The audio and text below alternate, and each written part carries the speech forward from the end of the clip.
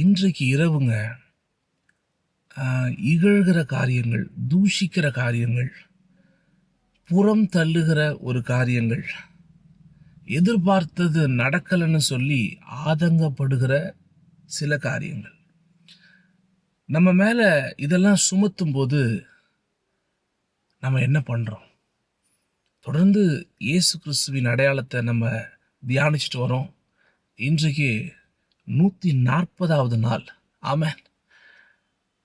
அவர்கிட்ட எதை நம்ம இன்னைக்கு கற்றுக்கொள்ள போகிறோம் அப்படின்னா, இந்த இரவு ஜெபத்தில் எவ்வளோ விஷயம், எத்தனை பேர் அவரை இகழ்ந்தாலும் தூஷித்தாலும் அதை தாங்குகிற ஒரு கிருபையோடு பிதாவின் சித்தத்தை நிறைவேற்றினார். இன்னைக்கு நீங்களும் நானும் நமக்கு தேவன் கொடுத்த அழைப்பு, நம்மளை அவரை நடத்தி கொண்டு போகிற அந்த பாதையை நிறைவேற்றுகிறோமா?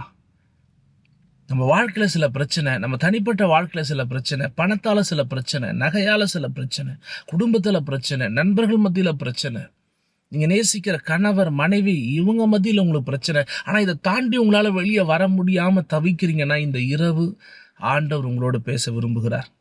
இரவு ஜெபத்தில் மறக்காமல் கலந்து கொள்ளுங்க. 10 மணிக்கு அதை மையப்படுத்தி தான் ஒரு 10 ஜெப குறிப்புகளை இப்போ ஏற்படுத்தியிருக்கோம்.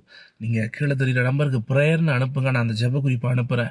ஏன்னா அதை தாங்கும் போது தான் தெய்வ திட்டத்தை நம்மளால் நிறைவேற்ற முடியும், தெய்வ சித்தத்தை நம்மளால் நிறைவேற்ற முடியும், உயிர்த்தெழுதலின் அடையாளத்தையும் நம்மளால் பார்க்க முடியும். ஏன்னா இந்த 180 நாள் ஜெபத்தில் ஒவ்வொரு மலையை பார்த்து வருகிறோம்.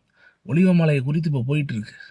அப்போ நீங்கள் எந்த அளவுக்கு அந்த தன்மையை உள்வாங்கி கொள்றீங்களோ, இந்த உலகத்தை ஜெயிக்கிறவர்களாய் நீங்கள் மாறுவீங்க.